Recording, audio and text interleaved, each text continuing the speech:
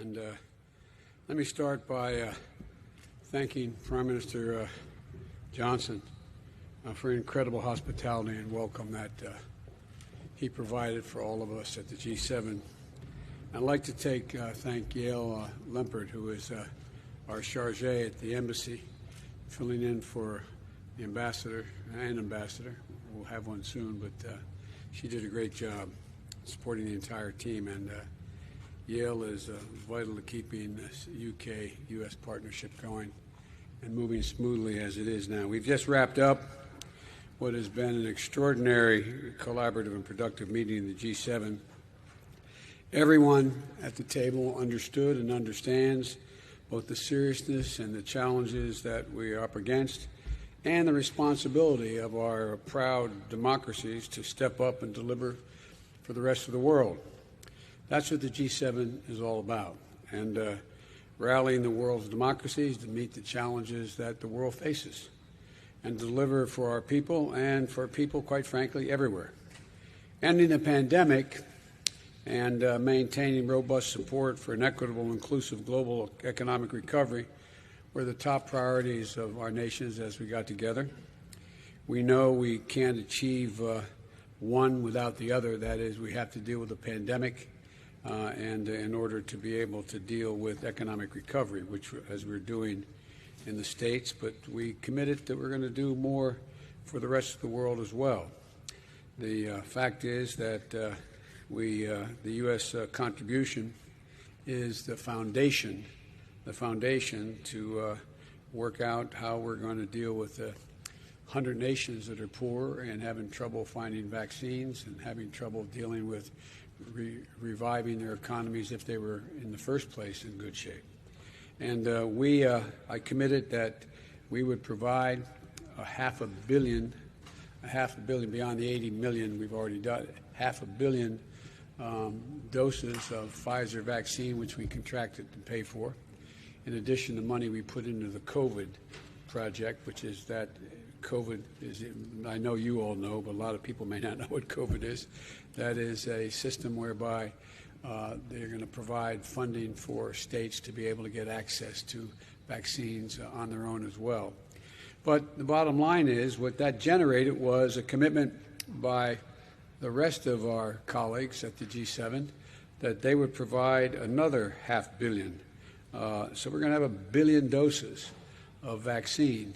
And in our case, that includes sharing more than not just the 1 billion doses overall, but we're going to provide for 200 million of those doses by the end of the year, another 300 million by the first half of next year.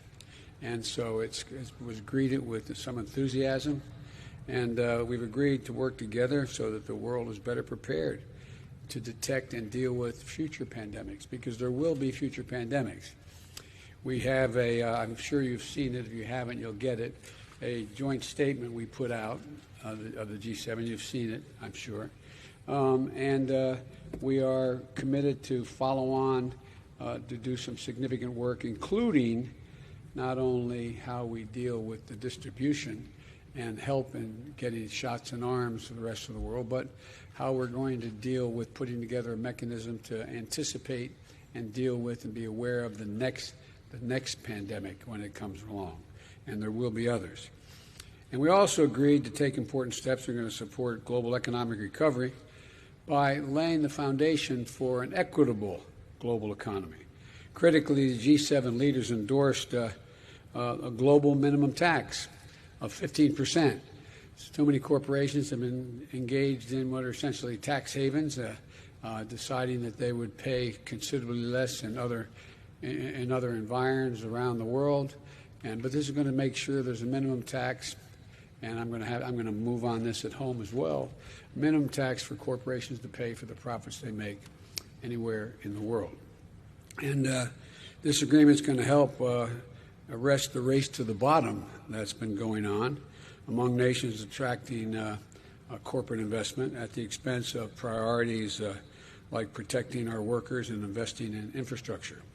We also made a momentous commitment at the G7 to help meet more than $40 trillion need that exists for infrastructure in the developing world. I put forward an idea that was called, we named the Build Back Better World Partnership, which is, we're calling it the B3W. The point is that what's happening is that China has its Belt and Road Initiative, and we think that there's a much more equitable way to provide for the needs of countries around the world. And so it's a values-driven, high-standard, transparent financing mechanism we're going to provide and support projects in 4 key areas: climate, health, digital technology, and gender equity. And we believe that will not only be good for the countries, but be good for the entire world and represent values that our democracies represent, and not autocratic lack of values. By harassing the full potential of those who are harassing, we're going to have to try to change things. That's the whole idea. But here's the deal. We're going to make sure that we're able to pull together the ability to use the development financing institutions and other development tools to expect a bold new infrastructure investment in low and middle income countries over the coming years, much of it coming from the private sector, which will generate, the capital put in will generate significantly more capital from the private sector. We also made a historic commitment to permanently eliminate the use of our public finance to support unabated coal projects around the world, and to end them by this year. The G7 agreed to that, and those who are not members but visiting members who are participating in the G7 who have coal-fired facilities have also agreed that they would work in that direction as well. So transitioning the world to cleaner energy sources is urgent, it's essential. If we're going to beat the climate, and there is, one of the things some of my colleagues said to me when I was there was, well, the United States' leadership recognizes there is global warming. And I know that sounds silly, but, we had a president last who basically said it's not a problem, global warming. It is the existential problem facing humanity, and it's being treated that way. So we're going to provide up to $2 billion to support developing countries as they transition away from unabated coal-fired power. In addition, we also agreed to tackle corruption, which is a threat to societies everywhere. I pointed out in the conversation I had with one of the leaders of, with China, and it was a request for me not to try to, when I was asked what I was going to be doing after being elected, I said we're going to reestablish the strength of American relationships so we can be counted on again, alliances, and suggested that, well, maybe you shouldn't get the Quad, meaning India, Japan, Australia, and the United States working together. And maybe you shouldn't be pushing on strengthening the European Union to deal with the West, not just to have, and so on. And I said, for an American president to, every president to be sustained, or prime minister, has to represent the values of their country. And I pointed out, and I mean this sincerely, we're unique as a country. We're unique in the sense that we're not based on ethnicity or geography or religion. We're one nation that said we organized on an idea. We hold these truths to be self-evident, that all men and women are created equal. Sounds corny, but it's real. And any president who doesn't act consistent with what the raison d'etat for the nation is cannot be sustained at the support of that country. And so what we were able to do is we know that corruption undermines the trust in government, siphons off public resources, makes economies much less competitive, and constitutes a threat to our security. So we're going to work together to address issues like the abuse of shell companies, money laundering through real estate transactions, and we've agreed that we're going to work together to address cyber threats from state and non-state actors like criminal ransomware networks, and hold countries accountable that harbor criminal ransomware actors, don't hold them accountable. And over the past few weeks, the nations of the G7 have affirmed that democratic values that underpin everything we hope to achieve in our shared future, that we're committed to put them to work. 1, delivering vaccines and ending the pandemic. 2, driving substantial inclusive economic recovery around the world. 3, in fueling infrastructure development in places that most badly need it. And 4, in fighting climate change. The only way we're going to meet the global threats is by working together and with our partners and our allies. And I conveyed to each of my G7 counterparts that the United States is going to do our part. America is back at the table. America is back at the table. The lack of participation in the past and full engagement was noticed significantly, not only by the leaders of those countries, but by the people in the G7 countries. And America is back in the business of leading the world alongside nations who share our most deeply held values. And so the bottom line is I was very pleased with the outcome of the entire conference. I noticed there was a lot of coverage of my individual comments made by my colleagues about how we were all getting along together. But the truth of the matter is we did.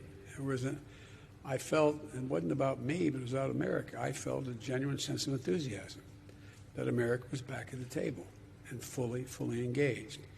And now I'm going to be heading off to Brussels, to NATO, and many of the same people are going to be at that table and in NATO, and to make the case we are back as well. We do not view NATO as a sort of a protection racket. We believe that NATO is vital to our ability to maintain American security for the remainder of the century. And there's a real enthusiasm. I made it clear, and I pointed out, and I thanked them. Article 5 is an attack on one, is an attack on all. Well, what Americans sometimes don't forget, remember what happened on 9/11. We were attacked. Immediately, NATO supported us. NATO supported us. NATO went till we got bin Laden. NATO was part of the process. And I want them to know, unlike whether they doubt it, that we believe NATO and Section 5 is a sacred obligation. Bottom line is, I think we've made some progress in reestablishing American credibility among our closest friends and our values. Now, why don't I take some of your questions? And I'm told, Jonathan, I'm supposed to recognize you first. Well, I appreciate that, sir. Thank you very much. Mr. President, Vladimir Putin, thank you. Vladimir Putin, who you'll be seeing in a few days in Geneva, said just a couple of days ago that he believed that U.S.-Russia relations were at a low point. In what concrete ways could your summit change that? And then secondly, on the same topic, you have said previously and in the run-up to the summit that you would be unafraid to call out Russia's disruptive actions like cyber hacks, Ukraine, election interference. But you're not having a joint press conference with Putin. Why not take the chance to stand side by side with him and say those things to him with the world watching? Well, let me make it clear. I think he's right. It's a low point. And it depends on how he responds to acting consistent with international norms, which in many cases he has not. As I told him when I was running and when I got elected, before I was sworn in, that I was going to find out whether or not he in fact did engage in trying to interfere in our election, that I was going to take a look at whether he was involved in a cybersecurity breach that occurred, et cetera. And if I did, I was going to respond. I did. I checked it out, so I had access to all the intelligence. He was engaged in those activities. I did respond and made it clear that I'd respond again.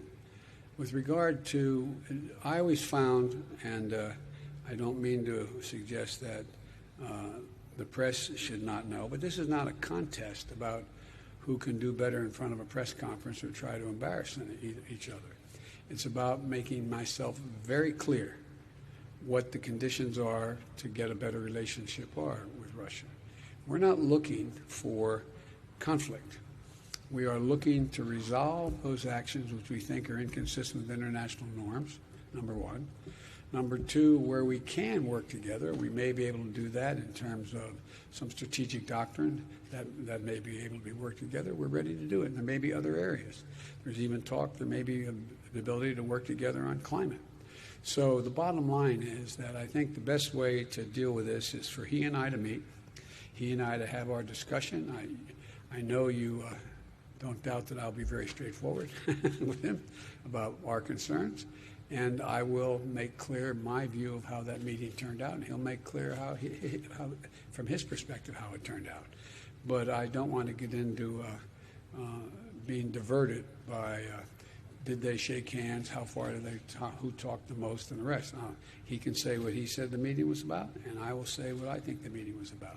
That's how I'm going to handle it. I'm sorry I'm going to get in trouble with staff if I don't do this the right way. Jennifer Jacobs, Bloomberg. Thank you, sir. On China, China seems to be doing exactly what it wants to do with regard to Hong Kong, with regard to Xinjiang, with the South China Sea, and many other issues, despite pressure from you and from allies. The final language in the G7 communique does have some mentions of China, which is different from past years, but I know it's not as tough as you and your team wanted it to be. We saw a draft of the communique, and it's not quite as tough. So why isn't it as tough? There isn't very much action in it. There's some calls for China to be respectful, but why isn't that communique a little bit tougher? Are you disappointed in that? And what can you do to change some of these actions by China? Well, first of all, I think it, as you know, last time the G7 met, there was no mention of China. But this time there is mention of China. The G7 explicitly agreed to call out human rights abuses in Xinjiang and in Hong Kong, explicitly. Two, to coordinate a common strategy to deal with China non-market policies that undermine competition. They've agreed, and that's underway now, how to do that. Three, to take serious actions against forced labor in solar, agriculture, and the garment industries, because that's where it's happening. And they've agreed we will do that. To launch what I said earlier, I really feel very strongly. I propose that we have a democratic alternative to the Belt and Road Initiative to Build Back Better. And they've agreed to that, and that's underway as the details of that. We agreed that we put together a committee to do that and come up with that. And thirdly, that we are going to insist on high standards for a climate-friendly, transparent alternative to the Belt and Road Initiative. And but in the meantime, we're going to move forward. Look, I think it's always, let me put it this way. I know this is going to sound somewhat prosaic, but I think we're in a contest, not with China per se, but a contest with autocrats, autocratic governments around the world, as whether or not democracies can compete with them in the rapidly changing 21st century. And I think how we act and whether we pull together as democracies is going to determine whether our grandkids look back 15 years from now and say, did they step up? Are democracies as relevant and as powerful as they have been? And I walked away from the meeting with all my colleagues believing that they are convinced that that is correct now, too. I shouldn't say now, not just because of me, but they believe that to be the case. And so I think you're going to see just straightforward dealing with China. And again, we're not looking, as I've told Xi Jinping myself, I'm not looking for conflict. Where we can cooperate, we'll cooperate. Where we disagree, I'm going to state it frankly, and we are going to respond to actions that are inconsistent. For example, we talked about trade. It's one thing to talk about whether or not our agriculture policy makes sense, and another thing to say, by the way, you're demanding that if I do business in your country, I've got to give you all my trade secrets and have the Chinese partner have 51% of that? No, not us. So are you saying, Mr. President, are you satisfied with what came out in the Yes. communique, or did you wish it were tougher? Do you wish there was more action on China? I think there's plenty of action on China, and there's always something that you can, I'm sure my colleagues think there's things they think they could improve that they want it, but I'm satisfied. Steve Holland, Reuters. The communique cited a variety of fronts on China, everything from human rights, the origin of the COVID virus, Taiwan. What do you think China needs to do to ease tensions? I think China has to start to act more responsibly in terms of international norms on human rights and transparency. Transparency matters across the board.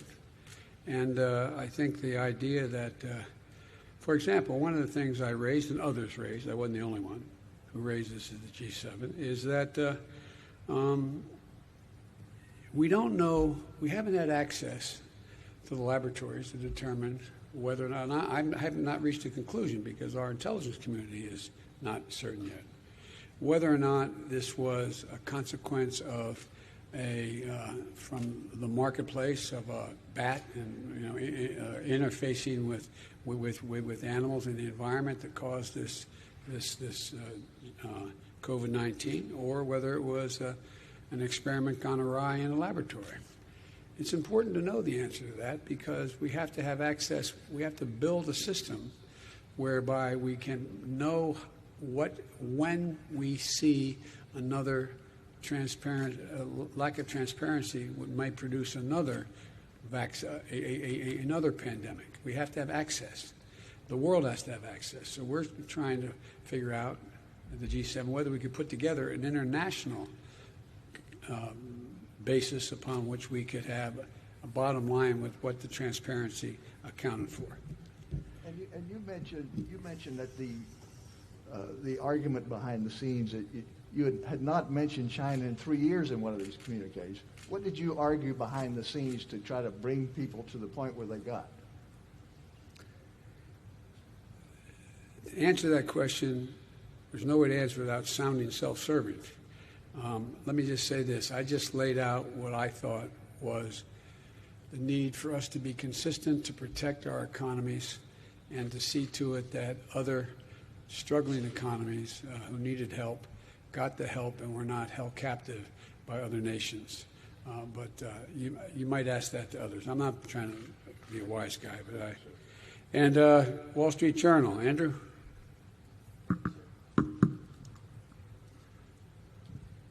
As you said, the G7 countries committed to send 1 billion coronavirus doses overseas.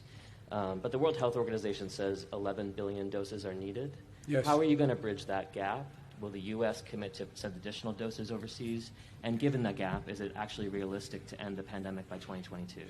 It is. It may take slightly longer worldwide, but the United States is going to continue. I think there's a possibility over 2022 going into 2023 that we would be able to be in a position to provide another billion, us. But that's not done yet. I've been very careful as I've dealt with this pandemic to tell you what I know and say what I thought could be done.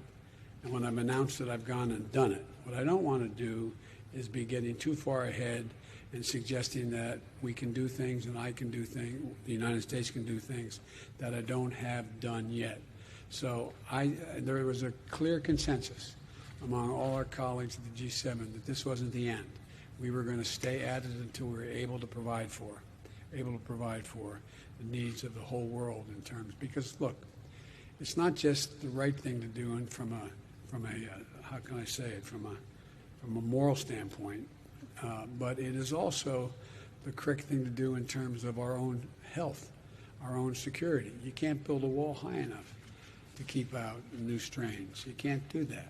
And so I think this is going to be a constant project for a long time. And there may be other pandemics. Again, setting up a system whereby we can detect before it gets out of control a pandemic that may be on the horizon, a virus, is important. So we are not going to, as long as there's nations in need of being able to be vaccinated, we in fact, not only that, we've been engaged in helping, which I've made clear, and most of my colleagues understood it. I mean, no, they understood it, knew it from trying it themselves.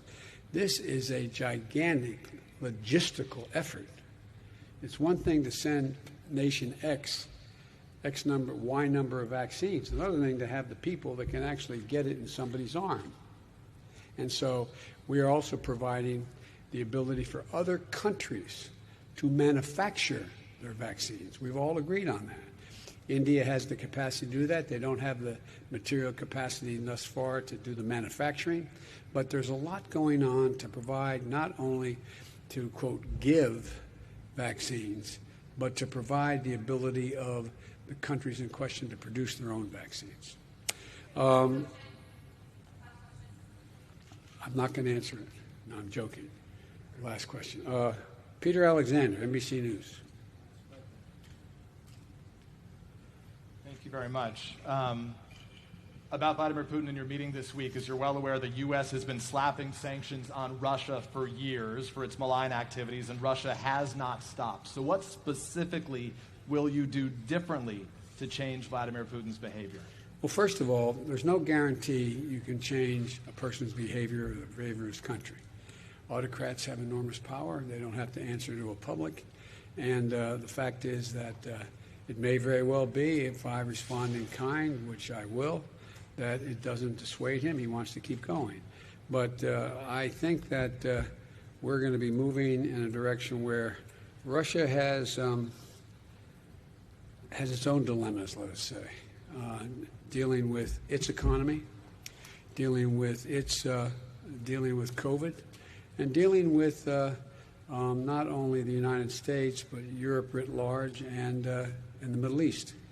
And so there's a lot going on where we could work together with Russia. For example, in Libya, we should be opening up the passes to be able to go through and provide food assistance and vital assistance to a population that's in real trouble. I think I'm going to try very much hard to. It is, and by the way, there's places where I shouldn't be starting off and negotiating in public here, but let me say it this way. Russia has engaged in activities which we believe are contrary to international norms, but they have also bitten off some real problems they're going to have trouble chewing on. And for example, the rebuilding of Syria, of Libya, they're there. And as long as they're there without the ability to bring about some order in the region, and you can't do that very well without providing for the basic economic needs of people. So I'm hopeful that we can find an accommodation where we can save the lives of people for example, in Libya, consistent with the interest of maybe for different reasons, but reached for the same reason, the same result. I want to ask you about a comment that Vladimir Putin said today, but why do you think he hasn't changed his behavior in spite of everything the U.S. has done to this point? He's Vladimir Putin. I'm not going to get into much more than that because I've got to sit down with him, and I'll be happy to talk after that. But what he said to them, just to conclude, today he said that Russia would be ready to hand over cyber criminals to the United States if the U.S. would do the same to Russia. And an agreement came out of this meeting coming up. So are you open to that kind of a trade with Vladimir Putin? Yes, I'm open to, if there's crimes committed against Russia, that in fact are the people committing those crimes being harbored in the United States, I'm committed to holding them accountable. And I heard that. I was told as I was flying here that he said that. I think that's potentially a good sign and progress. Thank you all very, very much. Thank you.